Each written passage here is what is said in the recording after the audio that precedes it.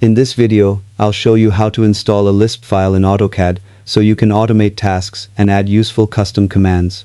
First, open AutoCAD and load the drawing where you want to use the LISP file. Next, locate the LISP file on your computer.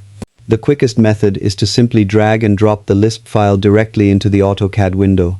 A dialog box will appear asking whether you want to load the file only for the current session or always load it with the drawing. Choose the option that best fits your workflow, then click Load. Once the file is loaded successfully, type the command associated with the LISP routine in the command line and press Enter to start using it. If the LISP includes custom tools or automation, they will now be available in your drawing.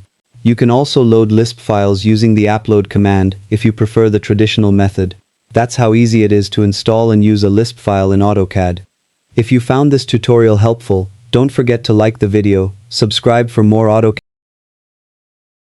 tutorials, and thanks for watching.